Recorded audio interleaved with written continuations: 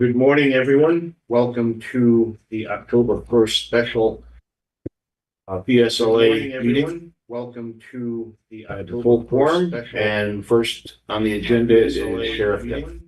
Sir? Good morning. How are you today? Good. How are you? Good, thank you. This will be a late resolution on today's board agenda. Good, thank you. We're looking for approval to contact with CFG Medical Services in New Jersey for the jail medical services. This will be a 3-year contract. The total cost annually is first year will be $777,262, and then it's CPI above that the next 2 years. Okay, just for the record, this has been discussed quite extensively. So moved. I have a motion. Second. I have a motion and second discussion. Hearing no discussion, roll call vote, please. Wilbert. Aye. Mickle. Aye. Caton. Aye. Brockway, absent Powers. Aye. Motion carried, and it'll actually save the county money. Yes, about 150,000. The second item I have is equipment purchase, which was passed at admin. I did not have the quote for public safety last meeting. To buy ballistic panels, which go on our ballistic vest to enhance the capabilities of the vest at $9,300. Okay, motion. Second. That motion second discussion. Hearing no discussion, roll call vote. Wilbert. Aye. Mickle. Aye. Caton. Brockway, absent Powers. Motion carried. That's all I have, and thank you very much for your time this morning. Thank you, sir. Sirs, have a great day. Thank you. Take care. I believe that is all. I'll entertain the motion for adjournment, please. So moved. Second. All in favor? Aye. Aye. We are now adjourned. Thank you, Mr. Gibbs. Here. Recording stopped. Oh.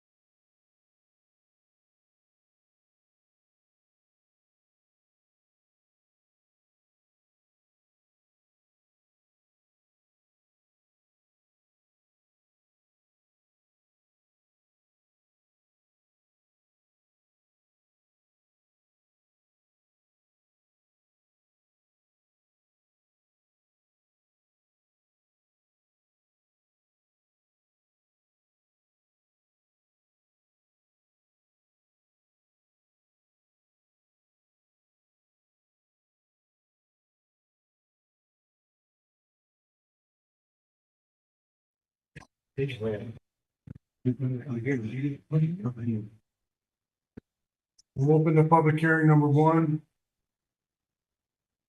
Notice of public hearing. Notice is hereby given that there has been duly introduced before the Board of Representatives of the County of Otsego, New York, a local law entitled the local law imposing an additional mortgage recording tax in Otsego County. Notice is further given that the Board of Representatives will conduct a public hearing on the proposed local law in the Representatives Chambers at the County Office Building in the Village of Cooperstown, New York, on Wednesday, October 1st, 2025 at 9:45 a.m., at which time all persons interested will be heard. The location of the public hearing is accessible to persons with mobility impairment. The public hearing will be streamed via YouTube. A copy of this local law is available on the Otsego County website dated September 25th, 2025. Carol D. McGovern, Clerk of the Board of Representatives, Otsego County, New York. Is there anyone wishing to speak on the local law?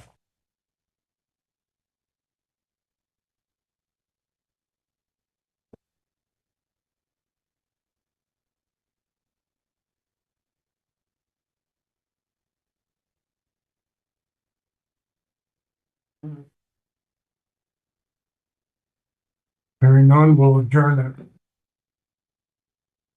public hearings. And we will open public hearing number two In a minute. in a, oh, okay, in a minute.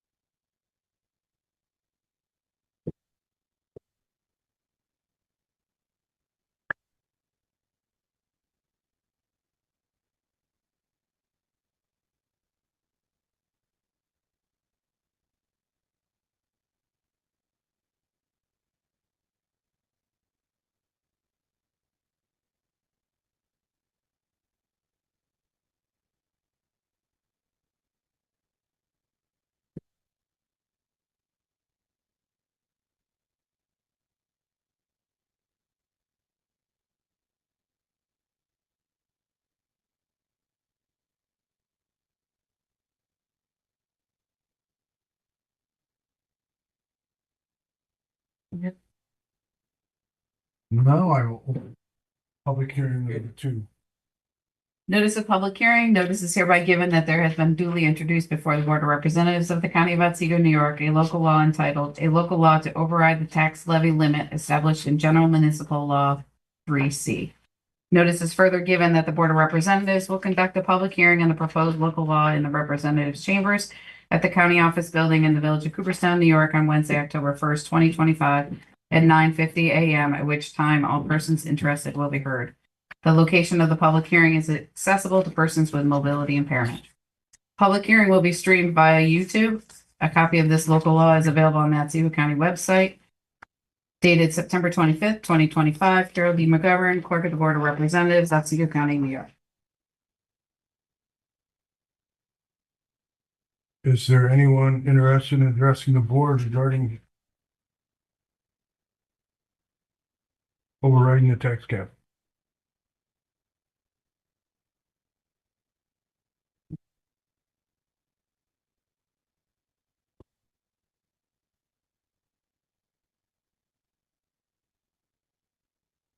Hearing none, we'll close. Thank you, Mr. Gibbs. Recording stopped.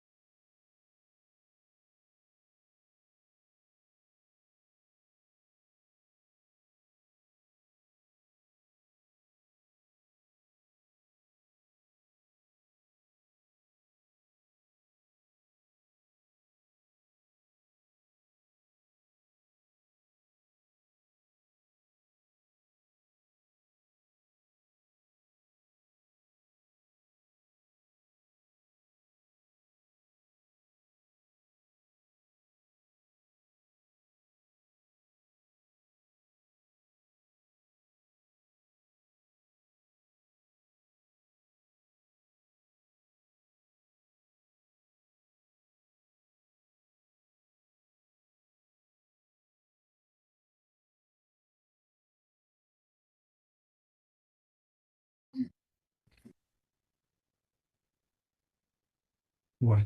Okay.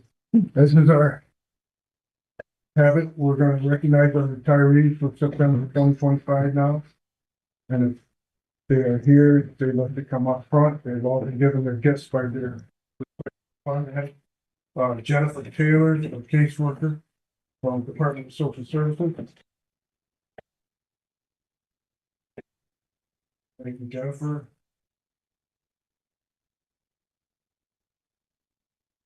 Then we had David Yeager he's a heavy motor equipment operator out of our highway department. Thank you, David. Good luck, y'all.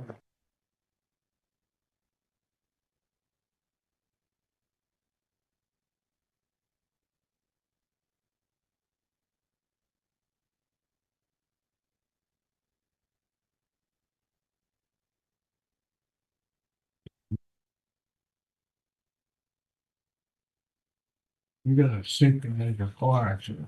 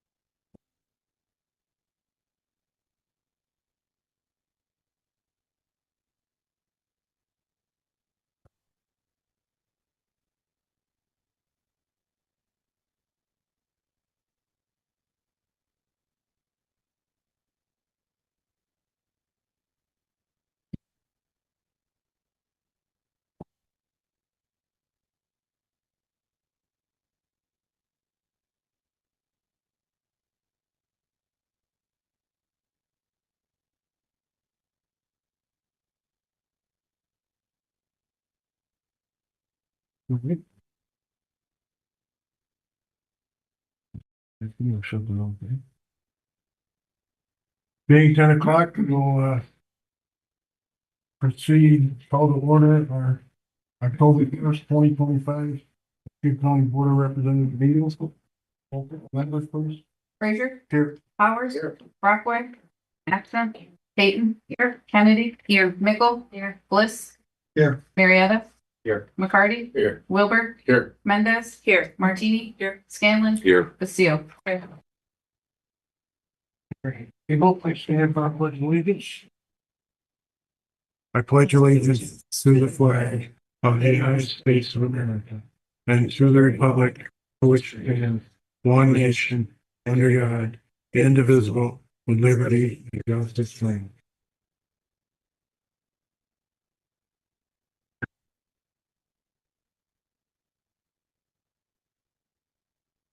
Open the section of the meeting called privilege of the floor. Please come to the podium. Once you recognize, state your name and address. You have a 3-minute time limit. Ma'am? To the podium right there, ma'am. My name is Teresa Winchester. I live at 465 Chicken Farm Road in the town of Butternuts. I'm here as secretary of the Village Improvement Society of Gilbertsville. And I have a letter to read on their behalf that's says, dear board members and county administrator, as you know, Meadowbrook Bridge on County Highway 4 in Gilbertsville was closed at the beginning of September 2025. It's our understanding that the bridge has been declared unsafe. We are aware that the county has known for a long time that the bridge was failing, having been damaged in repeated floods during the last 20 years. In fact, The bridge was part of a Bridge New York application in 2022. As you all know, funding was secured in 2023. The county's plan was for Meadowbrook Bridge to be replaced in 2025. Obviously, that did not happen. Our community is now being told it may be replaced in October 2027. This is unacceptable. There are now 3 bridges closed in the village of Gilbertsville. Additionally, New York State DOT plans to do major work next summer on the bridge over Dunderbrook Creek, which is on State Route 51. County Highway 4 is a major road through Gilbertsville. The closing of Meadowbrook Bridge is affecting our businesses who have worked hard to develop customers who come from far and wide, school bus routes, and emergency response. These factors alone should demonstrate the need to get the bridge open as soon as possible. We do not believe 2 years is a reasonable time frame. We are asking that this matter be given priority. We look forward to attending the next meeting of the Public Works Committee. Thank you. Thank you. I'm also with the Village Improvement Society. My name is Lynn All. I live at 2192 County Highway 4, right before the Meadowbrook Bridge. And I'm here to read a letter from the Five Kids Bakehouse. Cole and Heather Covington are the proprietors of this business. And they address it to dear Edwin Fraser and board. We write to you as both citizens of Gilbertsville and as small business owners to address the recent bridge closure at Meadowbrook in Gilbertsville. Five Kids Bakehouse has been operating for over 4 years now. As you were aware, Gilbertsville is a small place. Therefore, we must draw customers from every direction to survive. When any road is closed to us, it makes an impact on our customers and ultimately our ability to survive as a small business. Our baked goods have made us a destination for many. Surely, the board can appreciate the importance of what is essentially tourism given its importance to the county as a whole. Since opening in 2021, we have donated to countless charities, provided employment opportunities for local individuals, and provided tax revenue to the county. We intend to continue to do all these things and more, assuming folks can get to us. After the recent bridge closure, a number of our customers have complained to us, and we certainly have no way to reach every one of our patrons, nor did we have notice of the closure to prepare ourselves. How many customers tried to come, got to the bridge, and simply turned around? We'll never know. The plans for the bridge to remain closed until 2027 is completely unacceptable to us. We implore you to reconsider your stance and work to get this bridge passable much, much sooner. If any of you have worked in the food industry, you understand how slim the margins are. Our margin for error, given our location, is even smaller, but we make it through our hard work and dedication to our customers and try to come from every direction. Again, we strongly encourage you to reconsider your stance on this matter. And if you haven't been here, we do hope you'll come see for yourself why others make the trip. Respectfully, Heather and Cole Covington. Good morning, all. My name is Aiden Washness. I am the mayor of Gilbertsville, and I'm following up on what they have discussed. I also have copies of this letter, so I can hand them to you guys. Dear board members and county administrator, the village board recognizes New York State DOT's safety rationale for closing the Meadowbrook Bridge. Projected October 2027 reopening, however, leaves a 2-year gap on a primary ingress-egress for Gilbertsville. The closure adds about 5 minutes to emergency runs. 5 minutes may not seem like much, but in emergency medicine, it's associated with more than a 50% drop in survival odds for out-of-hospital cardiac arrest.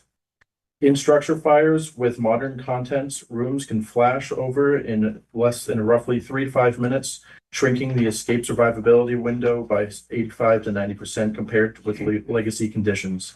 These facts mean that detour materially worsens outcomes. Compounding risk, the Green Street and Mill Street crossings are already out of service, and planned near State 51 over the Dundenberg work will further bottleneck the network.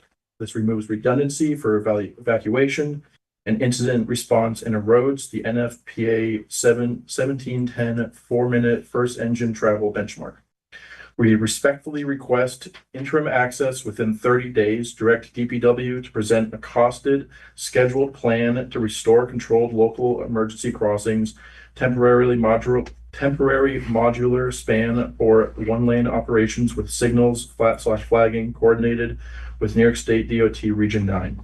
2, accelerated permanent schedule, target construction in 2026 if practicable by parallelizing design, utilities, right-of-way, and procurement. Use emergency procurement where criteria are met. Employ GML 1034 tools to prevent administrative delay while maintaining documentation and competition where feasible. Transparency, monthly public updates, and a single county point of contact for the village. We appreciate your partnership in protecting life, commerce, and school access for Gilbertsville. Is there somebody I can hand these letters to put into record? Let me go ahead.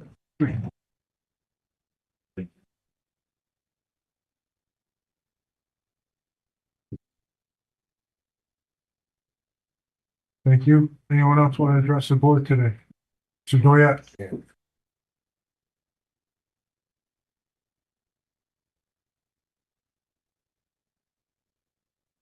My name is Edward Doyle. I live in the hamlet of Welcome in the town of New Lisbon. A lot of the times I've said in the past, you have to look to the past to see the future and understand it. Notice how our electric bills have exploded. I mean, you used to have well-regulated utilities, NYSEC and so on and so forth, that generated their own power, and they maintained the lines, they maintained the services, and they sold the power to the customers. New York, Albany, basically, saw fit a good number of years back to eliminate that. They were monopolies. Yeah, they were well-regulated monopolies, but they saw fit to eliminate that. So what did they do? They put a middleman in. Anybody that wanted to put a name to themselves, including like your local supplier on gas and oil and everything, Rapido, they even got in on the picture. Everybody did. And they said, you're going to save on your electric bills. Where? I mean, plain and simple, this could have been totally avoided. That's why you're in such a dire shortage of power in New York State. I mean, you take any of this and it just doesn't make any sense to anybody. I mean, they could be doing a heck of a lot better if they had just left well enough alone. Most of these third parties that bought all these powerhouses up and everything, why do you think New York City has major problems? Because they sold it all off. The land was too valuable down there to have a powerhouse. So, you look at the dozens of powerhouses that closed down. They used to be self-sufficient. They could supply the whole city without too much beyond that. That no longer exists. Yet the governor wants to bring more business into New York State. Where are you getting the power from? It isn't going to happen. And our bills are going to keep going up and up and up. It's going to explode. I mean, one thing I mentioned years ago, too, at the county board meeting here, it had to be between 45 and 50 years ago, put the lines underground. I mean, I worked out in Nevada in '79. What do you got by Las Vegas? You don't see much of anything overhead at all. Everything was put underground. Clark County mandated it several years before I started work out there in '79. They got a beautiful area out there. Desert, but yeah, it's a beautiful area. What do we have now? You're going to put more and more up. They're cutting more and more trees, and they're saying, oh, we have to save the trees. Come on, let's get real. And plain and simple, wind and solar power is way more expensive because Why does it have to have the subsidies that it had? Now I say in past tense, had. Thank God that's getting off of the taxpayers' backs. Okay, thank you for your time. Thank you. Anyone else like to address the board this morning? I forgot to say something. Quickly, ma'am. I just wanted to say that with the letter, we also submitted a petition with 84 signatures on it about the bridge. And Thank it's you. in the envelope, in the folder. Thank you. Thank you. Need a motion to approve the minutes of September 3rd, 2025, which are online. So moved. Motion is second. All those in favor? Aye. Opposed? Carried. Presentation of petitions, communications, and notices. None. She was first. Thank you. We have one special presentation today. Our IDA Chair, CEO, Jody Zakreski, is here to speak with us and introduce some new staff, I believe. Yes. I have 3 reasons for being here today. One is to introduce Terrell Marshburn, who's our new Director for Economic Development in our agency. He started about 3 weeks ago. Welcome. Thank you. Go forward. Comes from the Elmira area, where he worked in an innovation center, which we are trying to start, but. Would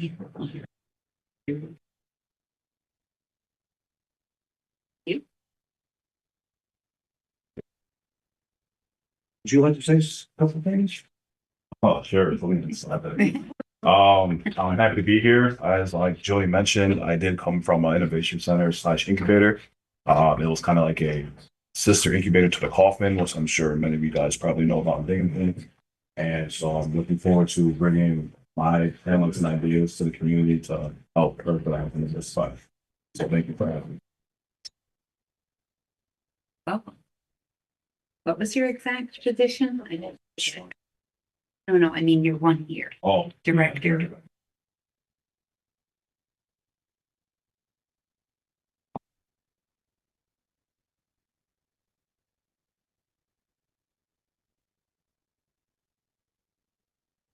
Thank you, sir.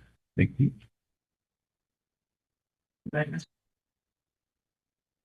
So, I have a very brief presentation. It'll take more than a couple of minutes. And in our package, I'm going to recommend 2 major projects. Richfield Springs Business Park. Received a $2.4 million estimated budget. $325,000 from Empire State. $500,000 from the Appalachian Regional Commission. $1.2 million from EDA, and the balance coming from Electronic. It's scheduled to be completed this January of this coming year. Until we leave. You flip the page, just kind of want to go over real quickly. We had to have 19 different federal, state, and local agencies approve this project through the course of the design before we could start construction.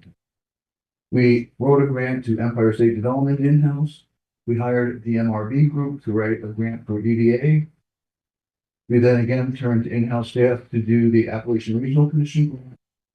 We hired Capital Energy partners to work with us on getting through the extension with NYSEG for natural gas and the Public Service Commission. And we hired Hunt Engineering to perform wetland delineations. So it's not an easy process to get through. The next major project that occurred this past year is Sports Field Specialties. They're leaders in sports construction equipment. They purchased 34 acres of land previously owned by the county IDA. And they're looking to build a new campus as they're running out of space in Delhi. They'll be bringing manufacturing, distribution, and office space to the Oneonta Business Park. What do we have to do to accomplish that? We hired virtual archaeologists at $41,000. Advisor excavating another $4,000. Legal expenses was $52,000. Brokerage fees another $61,000. For a total of about $160,000 that came out of our agency income. $767,000. What's more important than the sale of that property are the new pilots that are becoming into tax agreements with the company over the next 3 to 5 to 6 years. And I want to stress the importance of that on the next page. IDA pilots. Up until about 3 years ago, every time we gave a pilot agreement, it could be $5 million, $6 million projects. The assessments never seemed to go up on those projects. And so we started questioning with all of our local assessors and the county assessors, why assessments weren't going up. And they said, well, basically, we rely on the building inspectors to send us information that was actually constructed, and we're not getting that information from local building inspectors. So over the past 2 years, we've been working with all the local assessors to increase the assessments on these properties. For example, Skyline Hospitality's assessment was $223,000. The new assessment is over $5.5 million. Chestnut Crossings, $291,000. The assessment is $1,019,000. The 4 block building in Oneonta, the original assessment was $950,000. It's up to $2.25 million. Corning went from $2.5 million. Now it's over $5.7 million. And Central went from $1.5 million to $10.5 million. And the next page, if this project goes through, that assessment will go from $378,000 to roughly $6 million for the exterior housing project in the Cooperstown.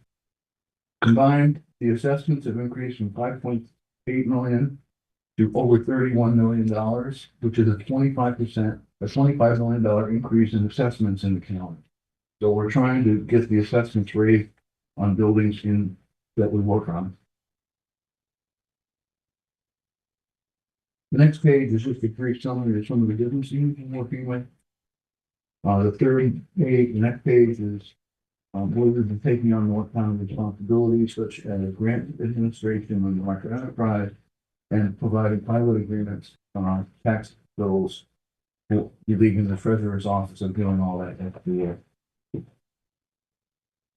The last page are the number of jobs that have been created, and our projects have generated $94 million in private investment that matches our grants. But we're trying to stress that we shouldn't be using our pilot income for operating costs. They should be helping to be used for new construction projects that we roll out. The last page gives you an idea of where we spent our money, Richfield Springs, the Jeremy Online Business Park. The only one we haven't started yet that we're all going out and looking at again today is only on the rail yards. But I'll give you an idea of how that you're going to have to consent our income. Now, with that, I would like to say we couldn't have done Richfield Springs without the county's help. In January of this year, we were running out of money. Basically, we were spending a lot of money on the Richfield Springs project, and we were not getting reimbursed from the Federal Economic Development Administration. Andrew talked to the county treasurer about a possible loan. We really appreciate that effort. The county administrator pushed the IGA committee and the admin committee recommended approval of a zero interest $600,000 loan for 1 year with an option to renew. We were having trouble making payroll back in February. So my board of directors really expressed their desire for me to come here and thank this board, the chairman, county administrator, county treasurer, for all the faith he had in us, and directed me to present this board with a $600,000 repayment a year and 3 months earlier. Thank you very much. Thank you. I'll get that to the treasurer Wilson. Thank you, Chair. Walk it right down. Any questions for me? Yeah, Ed, you should come around. You're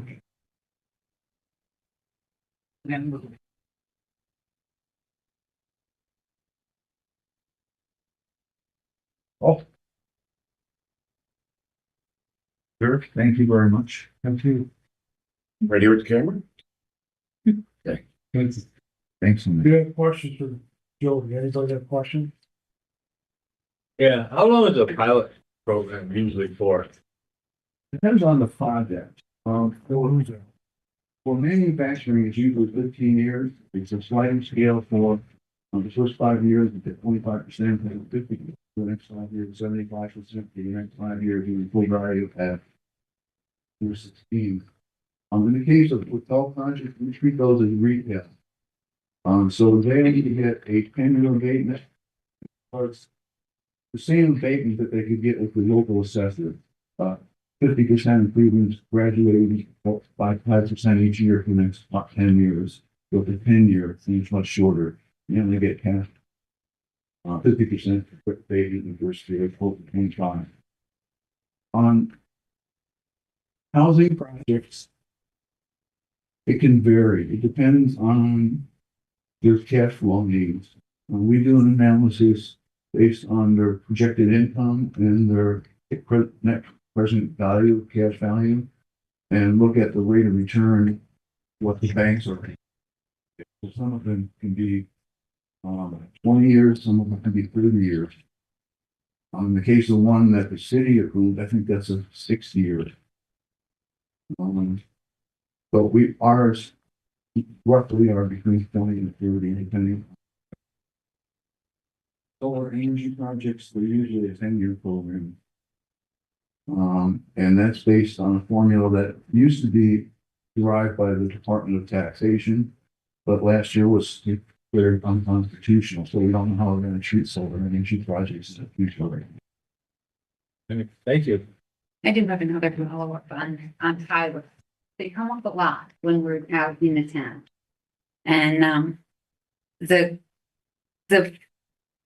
this said that you collect the pilots and then distribute the income. So you keep some of the income and some of it. Could you just tell us a little bit about that? Like when the pilot money hits your account, what happens next? We have two ways of getting income from pilots. One is there's a 1% fee that the company pays us based on the estimated construction cost. So if Corning, for example, is going to do a $30 million project, our fee would be $300,000. Annually, for the life of the pilot, so 15-year pilot, we get 0.0007% of that construction cost. So instead of 300,000, probably it's going to be about $17,000 annually for the life of the program. What we collect from them for the county, the school district, the village, or the city, we collect that money, but we redistribute 100% of it back to the town, the school district, and the county.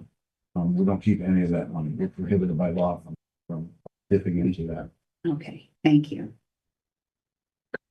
I just wonder if you can talk about what will happen with the pilot with the foreclosure notice that is out there with. How does that affect that pilot? I don't have a correct answer for that yet. And the reason is that they still are making pilot payments to us up until this past year. So until they default on our pilot payments that we send them their bills, our IBA can't put it back on the tax rolls. Now the foreclosure may affect them ever again making payments and move taxes. And in that case, it would revert fully back on the tax rolls for 100% of the assessed value. If it were to change ownership. Yes. Anyone else this morning? Thank you again. Thank you very all. much. And again, on behalf of my board of directors, thank you for the faith in us. Thank you. Thanks. Keep up the good work. Thank you.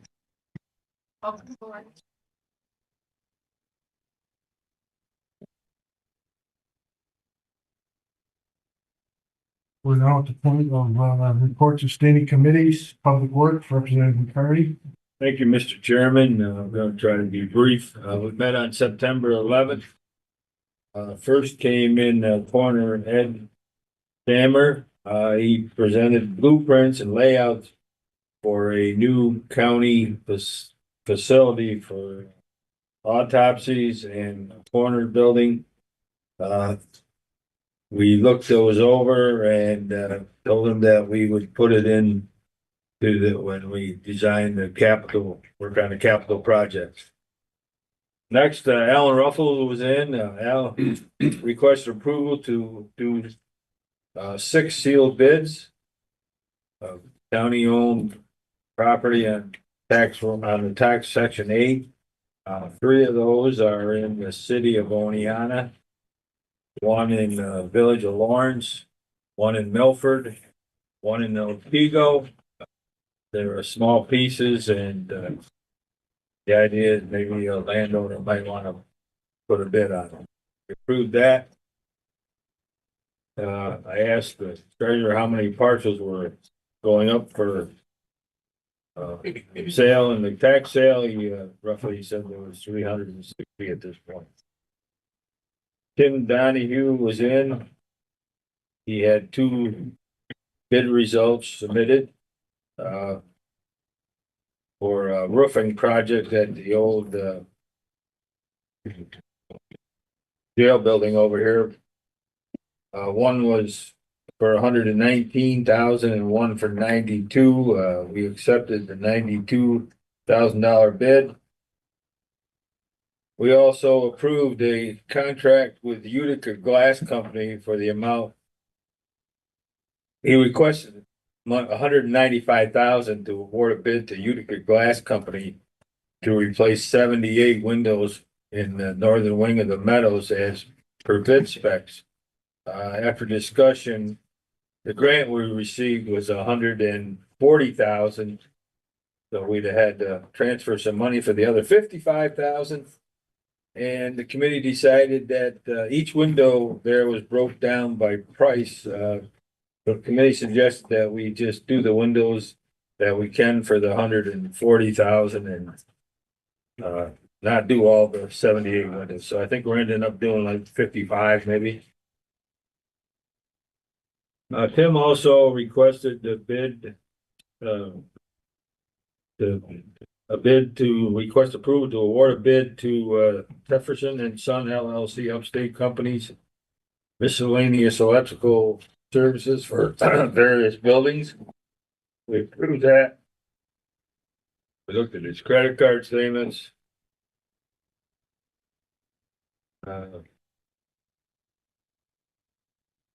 We also had a lengthy discussion about the Veterans Monument, how to fix that up and how to pay for it. That's still an ongoing discussion. Meanwhile, I was thinking of what's the thing they have, GoFundMe page? But I don't know how that works. That has to be by somebody else anyway. So Bobby O'Brien was in. We talked about T-Mobile and putting a tower on this building. There was a lengthy discussion and we have some concerns. And when that was over, we did not make any decisions, but Bobby O'Brien asked permission to give all the T-Mobile information to Tim Donahue to remain a contact person. And we kind of agreed that was a good idea. Rich Bremer was in and Rich didn't have any resolutions for once. He's struggling to get people to plow snow this winter. He has 5 to 6 vacancies. As the chairman said, he had a person retire just here a week or so ago. So anybody wants to plow snow, get a hold of Rich Bremer. And our next meeting is October 16th at 9 o'clock. Thank you. Any questions for the chair? Powers. So how does that bridge near planning work? How fast can they get there to that bridge in Gilbertsville? You'd have to answer it. I know, so it's. Yeah, it takes a while and I don't really know the correct answer, but, some ladies coming on our public works meeting and I've asked Rich to be here, so to kind of figure out what the time frame is, some reason. Lady from DOT. No, from Gilbertsville Society. Not one of these. A couple weeks ago was the first I heard about it. Well, yeah, me too. I mean, I followed something that happened a couple weeks ago, but it has been disrepaired for, they had it down the one lane bridge for a long, long time now. Yeah. Well, Rich told me is we can patch it for anywhere $80,000 to $100,000, but it's not taking care of the problem, so it needs to be replaced, but do we want to spend money to just patch it or? And he said the detour, I think, was like a mile and a half around it. It is, I've used the detour myself. You know, then you have like, I think a village bridge and a town bridge that are out, have been for years. And Wonder if we have a failure. Somewhere it's sold. Wonder if that could be put in place. I have no, I mean, I think we need to sit down, talk to her, see what hands it. But it's, she's coming on the 16th at 9 AM, right? Okay. thank you. Any other question for the chair? Hearing none. Intergovernmental Affairs, Representative Tate. Thank you, Chairman. Unfortunately, we did not have a quorum last month, so we did not have a meeting. But our next meeting is October 7th at 11 o'clock, and hopefully we will have a quorum. Thank you. Any questions for the chair? Can you define quorum? More than two people. Human Services, Representative Martine. Thank you, Chairman Fraser. Before I forget, our next meeting is October 7th at 9 AM. I was not at the meeting because I was at NISAC, the September meeting, but I will press ahead with the minutes. And those who were there, if you have any additions, please. So first up was Director of Community Services. Requesting approval to pay a criminal court in the amount of $141,000. This is because of the 730 payments that we've been talking about.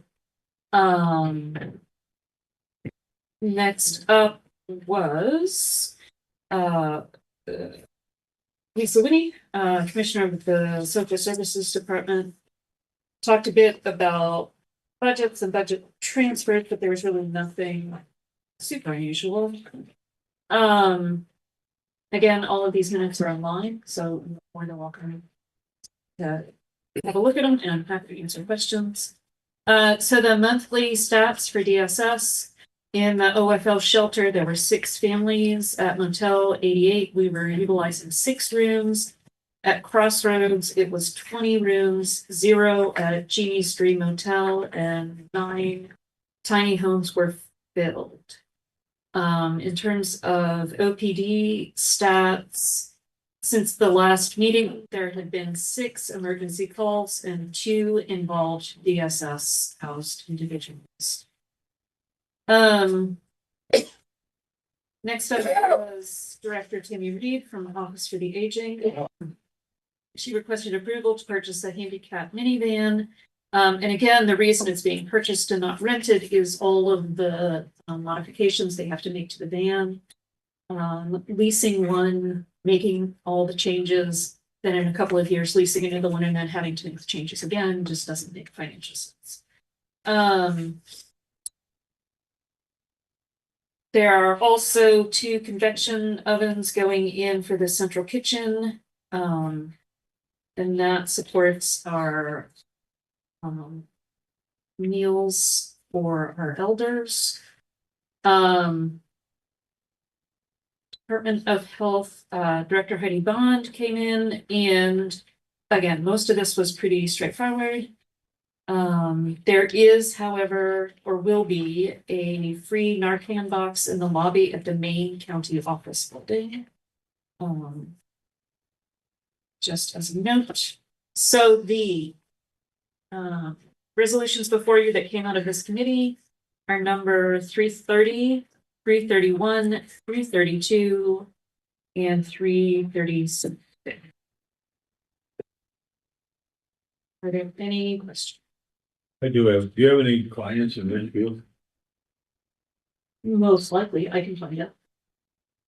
Do you mean clients with who? In the village, The clients with which? PSS puts up?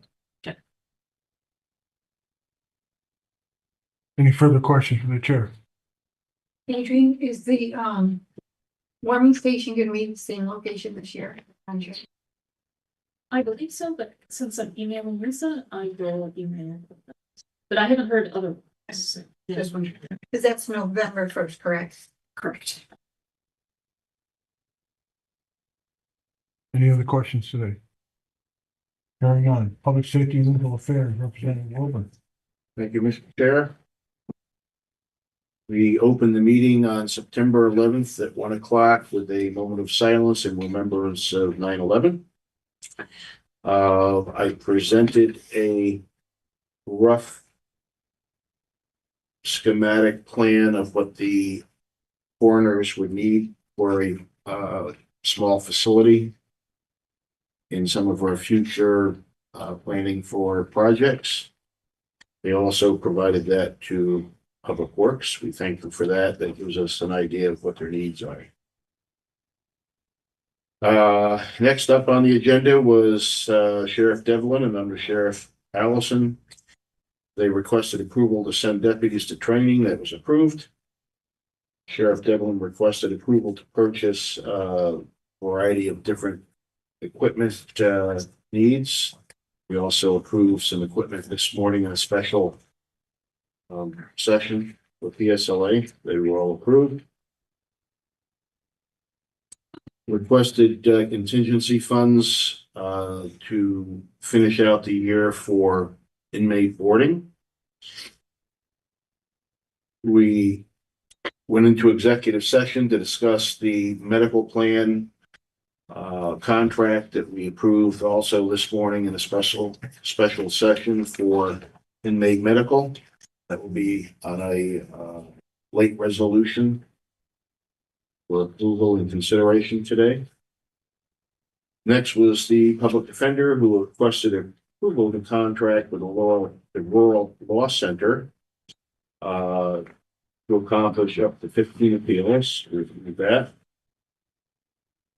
gave us status on the update of the assigned counsel program.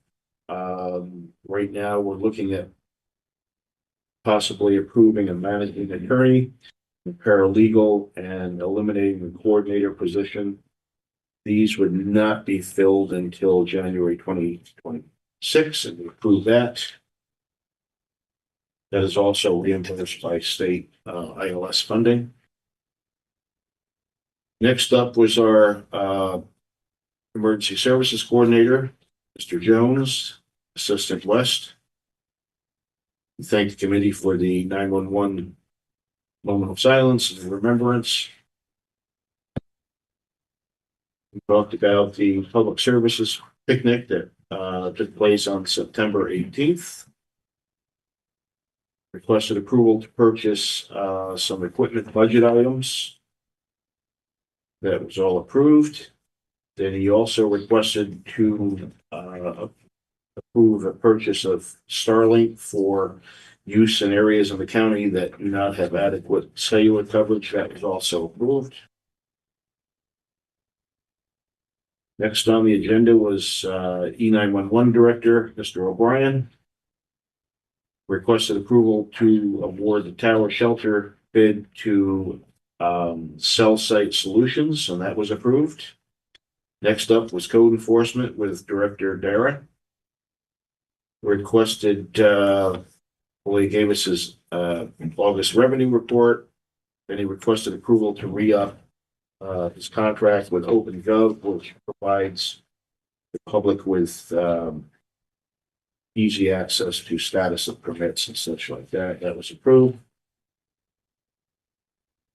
We discussed some possible law, proposals due to the bed tax and RV rentals and such that, are kind of a gray area in code law, so, probably will be expecting more input from New York State Department of Codes on that, and looking at that. No decisions have been made. Representative Mickle had a brief discussion about the possibility of doing self-done smoke detector alarm, I guess you'd call them affidavits or sign-offs for rental properties in the county. Again, no decision was made on that, but it's something we considered.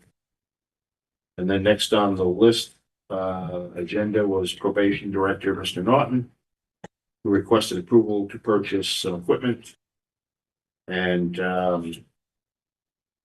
notified us that they'll be purchasing 2 Easy Pass for their vehicles, and it was all approved. And with no further business, we adjourned. And our next meeting is October 16th in this room at 1 o'clock. Any questions for the chair? Hearing none. Last month we had the recognition of the firemen, that did the life saving, and I forwarded a copy on to the public safety chair, Mayor Picorni, and emergency services staff. One of the grandmothers of one of the firemen was here and sent a very nice thank you letter note to me. I told her it wasn't really me, but I passed it on. It's on my kitchen table. I'll bring it in. Anyone can look at it if you want. But that was very nice that she did it. So she sent it to my house. So solid waste environmental concerns, Representative Bliss. Thank you, Chair. We met on the 11th at 11 a.m. Jamie Harris gave us requested approval for the Municipal Waste Reduction Recycling Program grant, which we approved. That will be in the packet today, estimated at $45,000. Kyle King gave us MSW and CD report for August. Those figures are in minutes for your review. If you have any questions. Mr. King then gave us the update on the results of the 26th annual hazardous waste collection event. I had about 526 households participating. Collected 170 gallons of pharmaceuticals, gallon containers, I should say. About 2 1/3 tons of batteries and over 18 tons of hazardous waste, along with some other miscellaneous items. Tammy then just gave us an update on the leach state project up with MOSA up in Montgomery County. We haven't heard anything, and Sheriff Fraser is going to try to contact directly with their executives to try to arrange the meeting, and we're not having any success so far. I don't know if there's any update on that.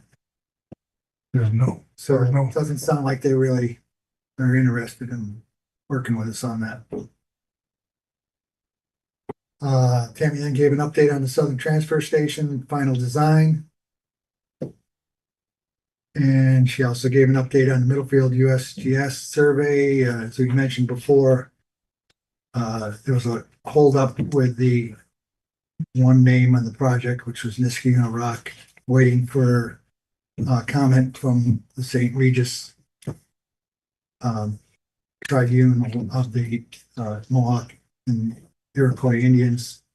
Haven't met yet, but since this meeting, we did get final approval on all of the other names except for that one. So all the other names are a done deal now, except for them to sign off this Rock.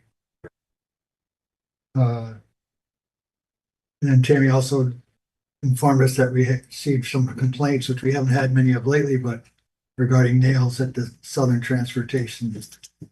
Nails, in the tipping area. A lot of people complain about getting nails in their tires, so we're going to work on cleaning that up a little better. And then she brought up just to talk about our budget, and the one thing we're holding on is the possible increases in the user fee and the tipping fee. We're working on the timeline for that, but most likely there'll be a small increase in those just to offset the costs. That's always, we've always kind of had tipping fee and the user fee of kind of match the actual costs. So we'll wait on that at the next meeting, probably. Most likely it'll be a small increase recommended by the committee there. That's it. When we meet again on the 16th, not the 9th. Right, 60. Thank you. Any questions? I'm just wondering, isn't the RFP for Casella due? Aren't they up for a new contract? I don't believe so. I think, yeah, No, they're not. yeah, I think the last one was like a 3-year. yeah, Okay. you're automatic. Got it. But they Contract. got an automatic raise by whatever, how they figure it. Right. Like inflation. Inflation. So does that take, did that 3 year start as of 2025? It takes them No, I think it started last year. last year. Okay. We also Started got, last year. got, So we're going into that second year. Okay. we got money on the metal instead of, Yes, we made a modification there yeah, on that. which is good. Isn't a huge amount, but it's something. Well, they didn't have to do that. No, they didn't have to do that. That was Ben or something to do that. Representative Wilbur, do you I noticed we all received an email on potential extended Wi-Fi in the county grant from New York State. Right. Um, That hasn't come before that actually to the committee yet. oh, okay. I'd like, Well, plot- there's a couple of houses I'd like to see if they're on that list because they're, Yeah. they just they asked me several times. Yeah, I don't know what the addresses are. We, that came after our meeting, so. She said they have them, but they can't, en masse release it for confidentiality. Right. I would like to. We'll see if those, hopefully Yeah. those grants actually come through, because Yeah. over the years, we've been told we're getting all these grants to do this, And and they've never materialized, but hopefully this one will. And then the other comment on nails and screws, I went to the Northern a while back. And somebody had dumped, it was a demolition, obviously. And there were just literally hundreds of screws that they could have controlled somehow in a container or something. They were all over the place. That happens usually with the demolition, because they just dump them into the. Yeah. Into the roll off or into the Yeah. dump trailer, and then when they do have sweepers and magnets on there. Right. They But I think can't it could always be get easily, I could see one or two here and there, from falling out of a demo, but when you see a pile of them, obviously, Right. at one point in time, they had control of, it. They could continue that by putting it in a container there. Well, you would hope that they have metal screws and nails, container, they can take them over to the scrap instead of dumping them in the Right. garbage. Exactly. So it's It's just save money themselves and. in consideration. anything else? Steve had Steve, After it goes through the committee process and they get updated, I think it might be a good thing to do a more comprehensive broadband briefing for the board. It's really quite a complicated area, as Dave suggested. A lot of folks send out press releases saying there's all this grant money available, but oftentimes it's companies that have to get that money and do stuff, and that often is a complicated fact. that's the way this one is, right? This is going to company. Yeah, it's going to go. Yeah. I didn't see OEC on the list, of course, they've already done most of theirs. But We have a pilot project, pardon me, that has just got underway that focuses on just one small area. The particular area, of course, I would forget as I'm speaking. But that may be a model for how we can expand over the next multiple years the different pockets where we don't have either any broadband coverage or cell coverage for that matter, and where we just have, not good coverage. So it seems to me the board needs to get a good overview of this, and I would suggest that. That goes back to, I can remember, Jim, remember when they showed us the aerial photo of where our coverage was gonna be? Remember that? And it looked great. Yeah. But then when you came down, it got wired. So I remember that and I was like, oh my goodness. Every time I see one of the aerial ones where they're showing where all our Right. coverage is, like, well, how high up is that? Because the further you come down closer, those dots get further apart, But I correct? remember most was they're saying, for this number of dollars, you get 90%. If you go to 91%, it becomes this number of dollars, and it just, every percent you wanted, it was much higher. But I always remember that. That was so, anyway. Anything else for the chair? Administration, Representative Kennedy. Thank you, Chair Frazier. The administration committee met on the 18th. Our next meeting is 23rd at 9. We did go through a lot of we had a review of many of the things that have been discussed. The community services criminal court expense, we approved that as well as the budget modification and budget transfer to be able to make the payment. Department of Social Services, we've approved the transfer, and we also approved the specially equipped van for OFA. As Representative Martini explained, to have that special equipment put on, it makes more sense to amortize over a vehicle that we actually own and can keep for a longer time. The sheriff, we approved attendance of 4 deputy sheriffs to attend the New York State Women in Law Enforcement Conference. Also, we approved a reimbursement for the Oneonta Stop DWI. We approved his purchases that are in. I think they were approved also this morning at PSLA. No, that was Public Works. I'm sorry. I'll stop. Contingency funds for boarding, we approved, and the jail medical contract, which is the one that we will be doing well as of late. Solid waste, we approved the contract with New York State DEC for recycling coordination, education, planning, and promotion, which helps pay an employee salary in the Department of Solid Waste. The public defender, we approved the contract with Rural Law. Treasurer presented on, he had 2 gentlemen from Dresser and Malecki Financial Company come and do a presentation for admin on municipal budgets, trending in spend and revenue. And it was a really interesting presentation where our county was compared to like counties, so other rural counties, and then all the counties of New York State. So I think that if you could find those in the minutes, that presentation was really very interesting. And with regard to the trends in spending and revenues across municipalities, the trends have been that the expenses have been increasing by roughly 7% a year on expenditures. So that obviously when we're trying to stay within a 2% cap, that comes to a pinch point after a certain number of years. And I think as we head in, as we're well into our budget season now, we know that kind of living in that space.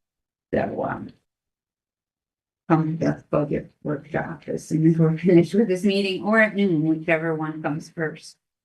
So we did have that. Alan Ruffles also gave us an update on sales tax and short-term rentals. And then we did approve a position to be reposted at a different level in his office. Then we had building services and we accepted the bids. 911, we approved the purchase. Code enforcement, we approved the contract. IT, we approved them to make purchases for computers. And the county attorney, we authorized the chair of the board to sign any opioid settlements that come forward, and we are expecting a couple more. County administrator had us presented a concept of a centralized administrative services program, and we approved exploring that concept. We also did approve a proposed study of revenues to be done. And we designated Destination Marketing as our tourism promotion agency for the county. Which we did as a destination marketing needs to qualify for their New York State funding has to have that designation from the county. So we did that. And that is what we did at admin, if anyone has any questions. Questions from the chair?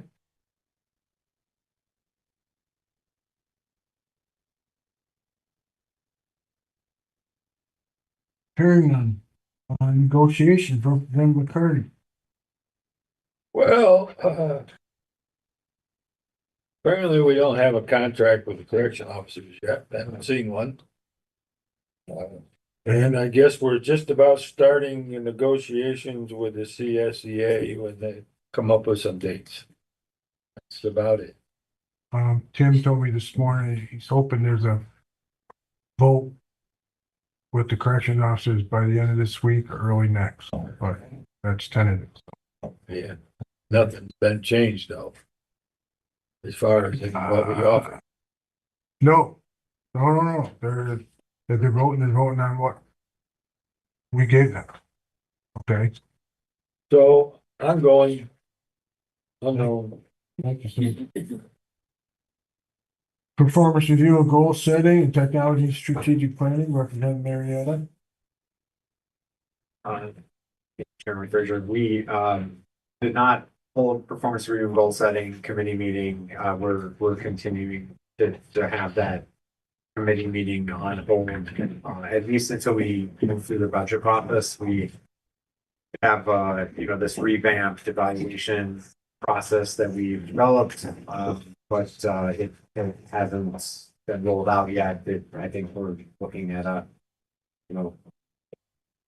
if not kind of launch or initial outreach for the end of the year, definitely first quarter. I think that's going to be the focus for sure. For technology and strategic planning committee, we met just to get an update on where we were with inputting the quarterly updates into Clear Plan. We I think had shared at the last board meeting that the strategic plan updates from our departments have all been made now, and basically incorporating their 2026 priorities. So that's all been integrated already into Clear Plan, and so we discussed that a little bit, where we're at with quarterly updates, who's missing, but I think and you all can see the minutes. We had some budgetary discussions as well, but the one thing that the committee discussed and is in agreement about and is related to a resolution coming from the floor later at the end of the meeting is that and I've raised this in the past couple reports, this goal of making Clear Plan publicly accessible to our Otsego County residents. So the committee is in agreement. We've gone a couple quarters now. It's never going to be perfect. Our committee recognizes that. We had some detailed discussion about that, but we feel that given the ongoing discussions we're having around our budget and the impact of our budget, that in terms of the challenges we're facing and the impact that those possible cuts will have on services provided by our departments, that our strategic plan and all of the information that's in our strategic plan, as well as the quarterly updates that many of our departments have entered, really is invaluable information for Otsego County residents as we move into a very difficult decision-making process. So our committee was in support. The county administrator was in support. And so what we would like to do is go on record, and that's just what the resolution is, that if I have the support, that I'll hand out to everybody, that just is us going on record saying we're going to just flip a little switch to literally make this accessible to the public, so they can view all this information around our strategic plan, but also those quarterly updates that our department heads have entered. And I think, that's the basic main piece that I wanted to stress here, and just ask for our committee is asking for the rest of the board just to support that resolution. Thank you. Any questions for the chair? Thank you, Andrew. Hearing none. County Administrator Steve. Good morning. Our 2025 budget currently stands at 169 million. We have spent, as of the end of September, about 63% of that. Keep in mind, a lot of our costs show up after 12/31/25 into the first quarter of 26. They're counted in 25, but the reason for that is because the state fiscal year ends March 31st, one quarter later, so it makes the accounting a little bit tricky. On the staffing area, we have so far this year hired 145 people to fill vacancies. But we've also lost 125 people. And so we're ahead about 20 folks. Our contingency fund thus far, our contingency fund is $1.6 million for this year. So far, including with actions that we may take today, that have been teed up in various resolutions. We will have spent $834,654. That's roughly 51% as of September 30th. So that would be important. And I just want to, obviously for our office, we've been focused 110% on all the budget stuff. So I've probably been a little bit slow in terms of approving contracts. But we're managing to stay afloat on that. The good news is we have extended an offer to an experienced budget analyst who will join us on October 14th. So that will help. And then the one other thing I just want to mention to everyone here is have been asked by the International City County Managers Association to participate in an ethics investigation of a local government official. I don't want to give any more detail on that for obvious reasons. It's not a heavy lift in terms of time, even though it's a bad time of the year. So I just wanted to point out that professional responsibility I have. And then the second thing is Otsego County has been invited to participate in a training for budget officers and chief financial officers across the nation in what is called citizen-centric budget, which is somebody's idea for something very similar to what we do with our strategic plan. They like our approach, and so I'm going to be one of a number of folks across the country who's demonstrating different approaches. And in its broadest, that citizen-centric budgeting is simply improved transparency and communication to the public in the ways that the public can understand. So you don't just put a Munis report up in a PDF, but you actually explain what are the services you provide. What have you accomplished in the past few quarters? What do you hope to accomplish in the next year? And what does it cost? So we're we've been asked to share that with, municipalities across the nation. This will be the second time we've asked to do that. So I just wanted to alert you to that. That should not be a heavy lift. They, during this super busy time. Thank you. I think that is everything. Questions for the administrator? I do, yeah. Last month, I thought the budget was like 62%, so it kind of went up in a month. How does that, I mean, it hasn't really moved. We spent, didn't you last month, didn't you say we, wasn't on that report, it was like 60 something? This year, this month, It didn't go up that much this month, which is kind of not surprising for September. yeah, we still pay payroll and everything else, I mean. Well, payroll goes up, yeah. No, but I mean the percentage that we spent on the budget. I don't quite understand why it stayed roughly the same for a month. That's, I don't think it has stayed the same. It may be, I've done some rounding errors in this report, or not errors, it just works out. So let me double check that. no, I was just curious, that's all. That's what I think it is. It didn't trigger anything in my mind, because September generally, in my Well, experience. maybe I had the wrong percentage for September, I don't know, but 'cause I haven't gotten it from either. It's not gonna look like that in October, November, or December. Or for that matter, January, February, or March of next year. Or I Or thought maybe we were gonna have 60 million for the fund balance or something. I do dream about that at night, but I have a feeling it's not gonna happen. Keep your fingers crossed, chief. Yeah. Sir.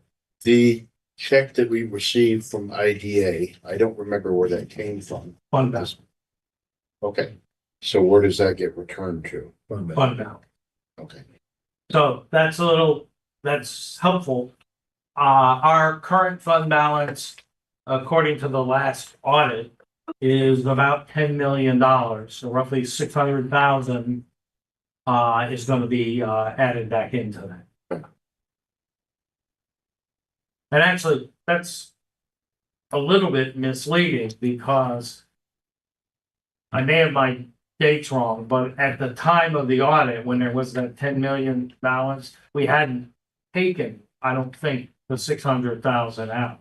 So those numbers might not reflect that. So there may be no change in the fund balance, but the cash will definitely go in there. Thank you. Other questions? Steve, I just wonder with the county admin report, just the tracking information as we and continue our budget discussions and we're, as was mentioned previously, we had that interesting presentation at admin. Yes. With, just some of the statistics and especially put in context of Otsego County's tax rate in with the other counties, obviously New York State. I just wonder if we could bring any of that information into the county administrator's report regarding, where Otsego County falls in terms of our taxes in comparison to other counties. I don't know if there's a tracker out there or, just like we have unemployment tax, or our unemployment rate, just kind of updating each month, but I didn't know if you could add something like that in the future. Two things, Andrew. There's not a tracker, but I built one for Schoharie that I've got the file somewhere. We would have to update that, but please don't ask me to do any more calculations in the next. Still after budget. Yeah, no, I understand. Whole month. Yep, absolutely. I gotta stay seriously focused on what's in front of us. Any other questions? Carry on. Does anyone have any reports they'd like to speak of, any other boards or committees they sit up on? Right? So I wanted to just update the board quick on the NISAC conference.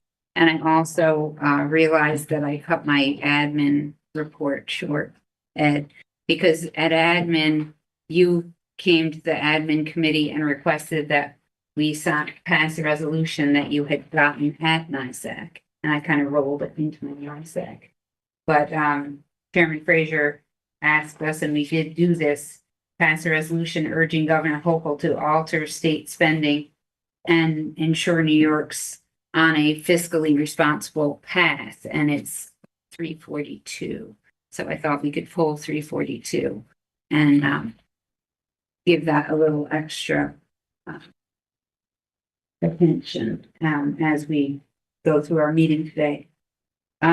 So out in Niagara Falls, I did go to a couple of presentations, and I did have the NISAC board meeting, and the NISAC board meeting, which I think I touched on this last time, really kind of focused on the message that county governments are going to be picking up a lot of the non-federal expenses of government as we go forward. So the government in Washington is kind of going to be focusing on borders and defense and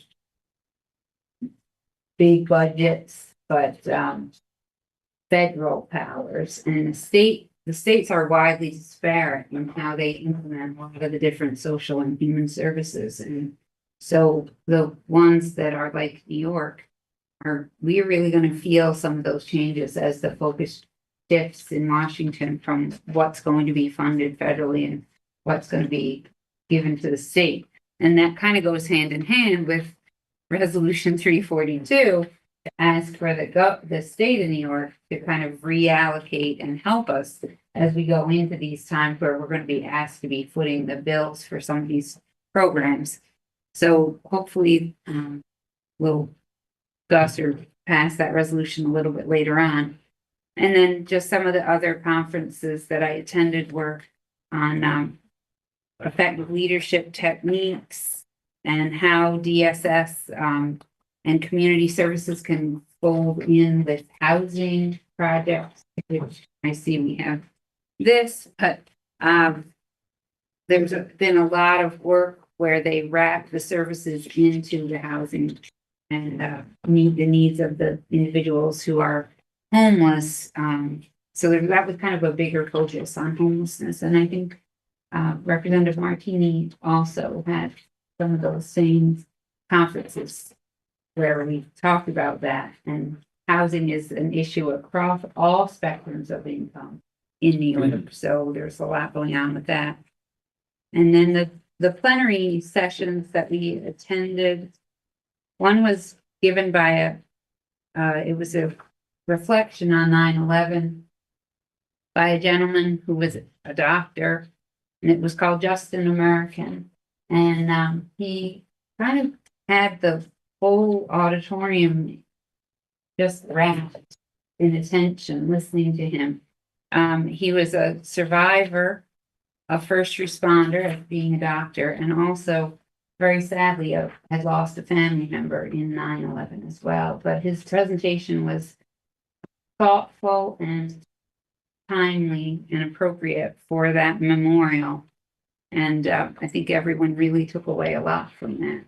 And then I also attended a talk on short-term rentals and the other plenary session on spies, espionage, and cyber threats, which is always something that living out there that we don't see, but definitely want to be taking measures to be prepared for those kinds of things. So that was my NISAC.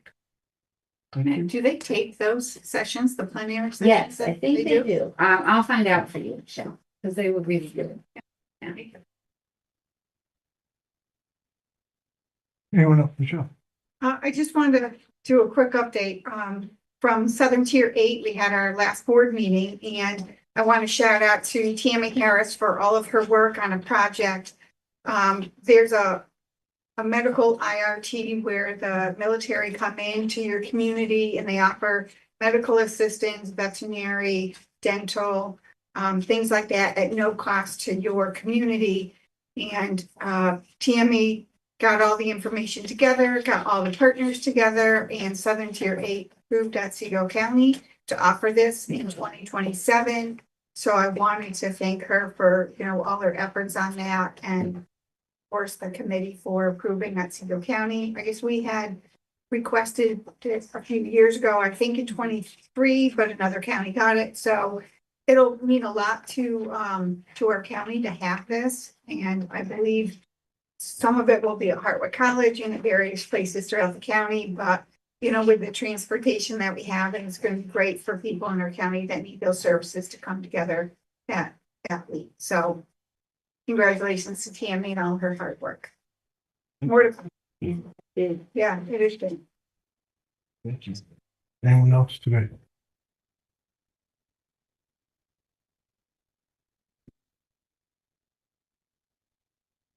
We're gonna make special reports. Is there anyone wishing to remove any resolution from the consent agenda? I may have missed it. Did we remove 334? The appointment of property.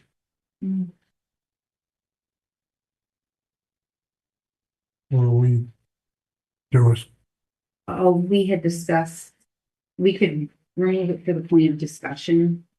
I don't know. I'm just. We hadn't yet, but if Okay. you prefer that we do, just Doesn't talk matter. about it. I mean, Because we actually didn't talk about that during the reports of standing committees. so, well, Yeah. that's, do we need to have an executive on that or?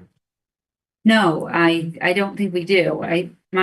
The advice that Ed and I had talked with Penny about this, it's the real property reappointment. So if Tiffany is put in a letter of resignation effective October 10th.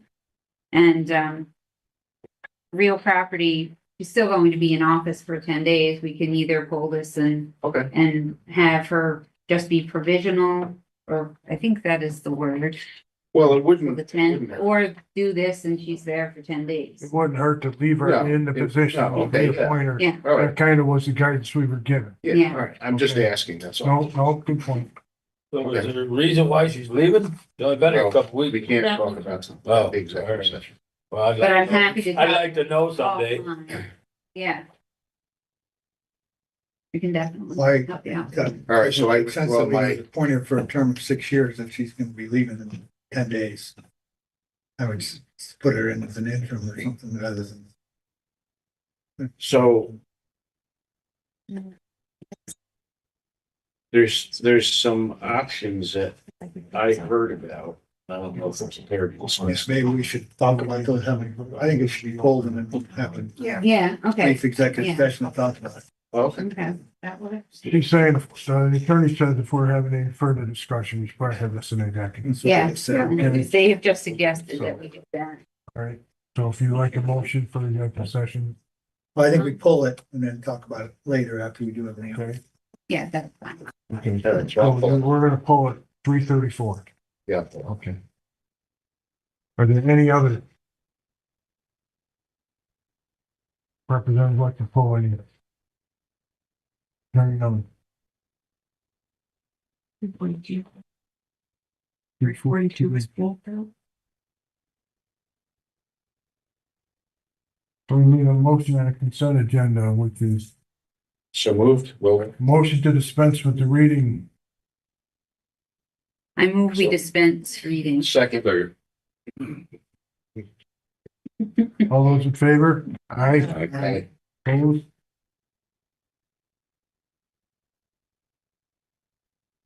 Now, I need a motion on the consent agenda, 324 to 333, 335 to 341, and 343. Second. Roll call vote? Frazier, Aye. Powers, Aye. Brockway. Absent, Dayton. Aye. Kennedy, Aye. Mickle. Aye. Bliss, Yes. Marietta, Yes. McCarty. Aye. Wilbur. Aye. Mendez. Yes. Martini. Aye. Scanlon. Aye. Basile. Absent. Consent agenda, 86 ayes, no nos, 14 absent, no abstentions. And we want to do 342 and then we'll. Yeah. Please. I'm sorry. 342. 340. Oh, yes, I fully reported to you. Just so that it could be separately discussed and just to accentuate and stress the importance that we feel towards getting, the governor to realign the state budget in a way that would be more helpful to the counties as we face potential stress with all of our budgets. So we need. So technically I should read, I had all the return possession.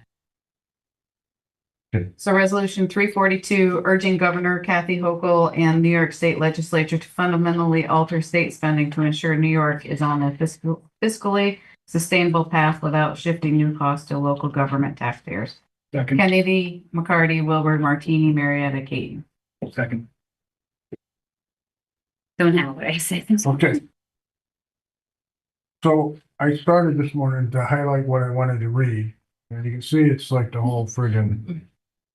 All right, but there are two things here about the projected 250% increase in what was projected a year earlier. All right, the deficit in the state budget that they're projecting.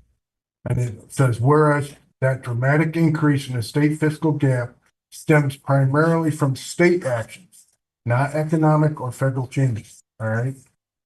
And the state deficit of this size have not been seen since the Great Recession, the biggest financial crisis the nation has experienced in nearly 100 years. And Meg eloquently spoke about what we're going to have to take on in the next 2 years. But what we don't want the state leaders pushing more stuff down to the counties. All right, that's what we really want. We do not want them to be repeatedly force counties to pay more for the state programs when state budget gaps increase. All right, self-inflicted or not. So, whether or not they will listen to this, they spent a lot. Here we are in the throes of a tough budget season, and we're trying to deal with our problems here. The state passed their budget after the new federal administration went into office, and they were promising a lot of push down, and the state did nothing to protect us against it. So that's what this is really about. Anyone else want to? This came from NICEAG and a lot of counties. I'm assuming they're gonna be doing this. This was passed, yes, this was passed basically at NICEAG. It was one of the resolutions they pushed on. So. And that presentation we had in that administration. Yeah. Illustrates the problem. Yep. It's not like Otsego County is an outlier. Yeah. If you want to see, I have that resolution that NICEAG passed on my desk. About to be crushed. Okay. It's nothing new. They've been doing it for years. It's just getting worse. Yeah. Okay.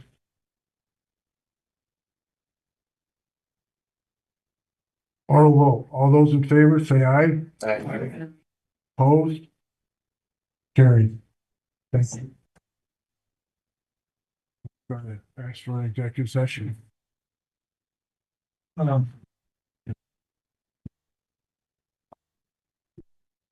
Over matters to medical, financial, credit, employment history of particular person, corporation, matters leading to the appointment, employment, promotion, discipline, suspension, dismissal, or removal of particular person or corporation. I second. Motion second. All those in favor? Aye. We're inviting the attorney, the administrator, and the personnel officer. Recording stopped.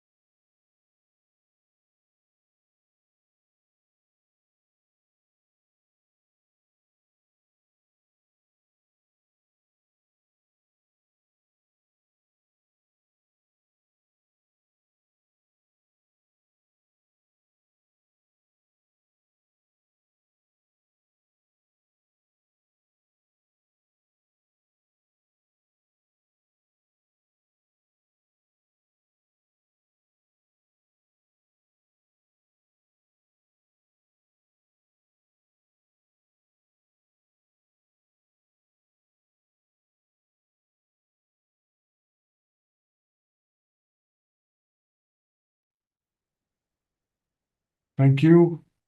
We need a motion for executive session. I move that we return to open session. Second. All those in favor? Aye. Opposed? We're back in open session. Chairman Frazier, I would like to,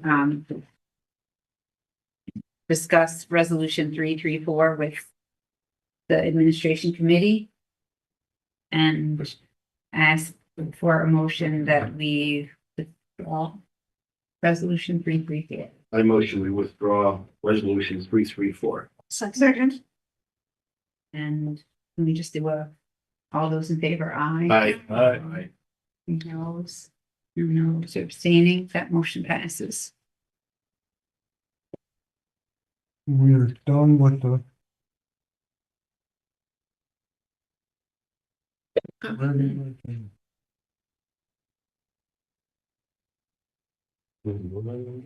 Yes, we just consent agenda. The consent agenda. We have something on the regular agenda. Yes, That's not. it's from here. Mm-hmm. Resolution number 344, adopting local law to override the tax levy. Establishing general municipal law, 3C. Approval? Move approval. Second.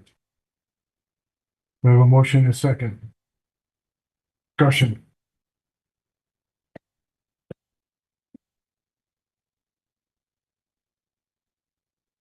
This is just a precautionary thing in case we need to exceed it, so.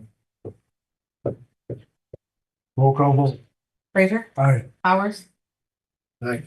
Brockway, absent, Dayton. Aye. Kennedy. Aye. Mickle. Bliss, Yes. Marietta, Yes. McCarty, Aye. Wilbur. Aye. Mendez. Yes. Martini. Aye. Scanlon. Aye. Basile, absent. Resolution number 344, 86 ayes, no noes, 14 absent, no abstentions, 344. Adopted. Late resolution. If there are no objections, late resolution A will be presented and acted upon in accordance with the voting order. Late resolution A will now be 345, authorizing the county administrator or the chair of the board to contract with CFG Health for medical services at the Otsego County Correctional Facility, Wilbur, Mickle, Caton, Brockway, Powers. One second. Discussion.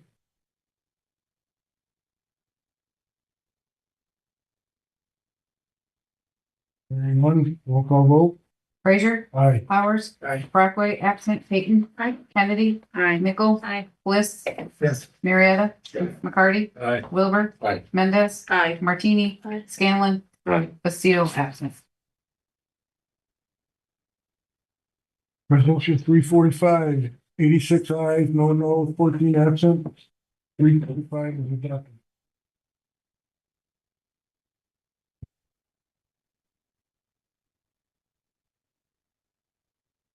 For Chair Frazier, I'd like to bring a resolution from the floor authorizing clear plans, clear docs for strategic planning information to be made public on the county website.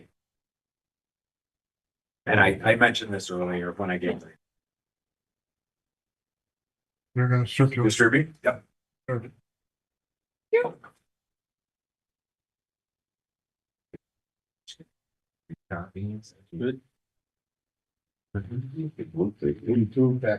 Please. I know, right? You haven't said it yet. We're talking about it. Thank you. You already have. It's really when we get into like this 3 and 4 and then If there are no objections, the late resolution from the floor will be presented and acted upon in accordance with the rules.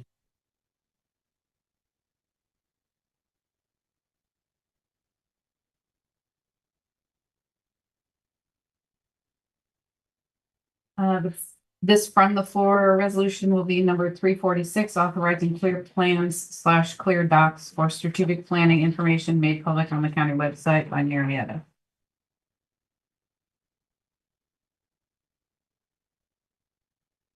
Is there a second? Yep. Second. No, just a second. Any discussion today? To be an oral vote. All those in favor say aye. Aye. Opposed? Resolution 346. Carried.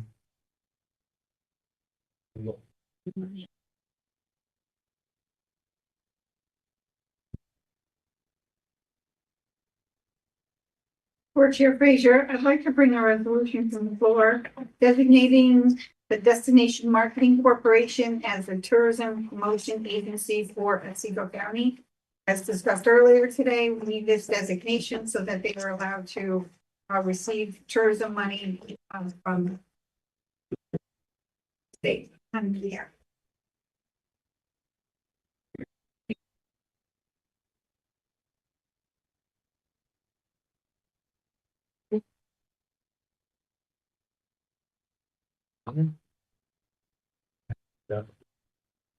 Is it free? Oh, yeah, no, we're good. Thank you.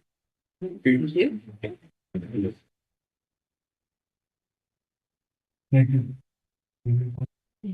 Got an extra shopping box. Thanks.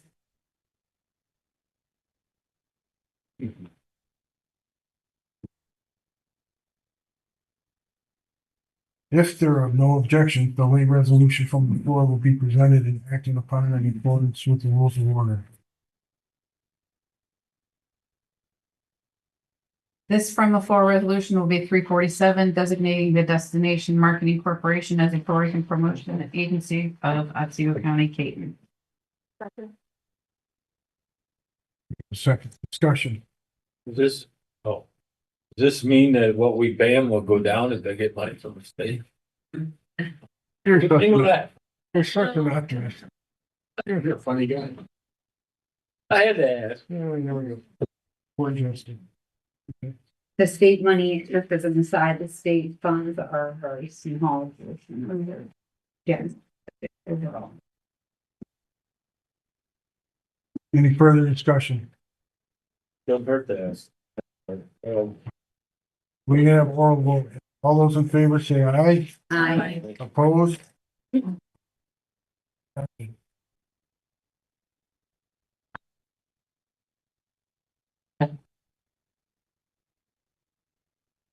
Unfinished business.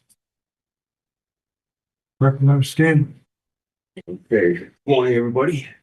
There's some information on your desk. Another one of the things, RSS is trying to put some facility down on River Street.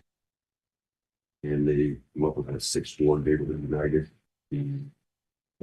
Question is more information, which the city is not being very transparent on. So they asked the board's help here to see if we can get involved somehow, on the record. And some of this information. I was at a meeting, I think Michelle was prior meeting. Services. Like their city James. Would you say? You were there. Yeah. Oh, yes. And they are very aloof on giving information, concerns, safety concerns, other information. So if there's a little packet here, if you wouldn't mind reading it, put yourself up to date with what's going on. But they're very, very concerned at this point. So get the opportunity, please take a look. Thank you. I hope the appropriate committee would run that through this one conversation. State site planning there. Right. Yeah, it's a great view. But John, no. will that affect anything?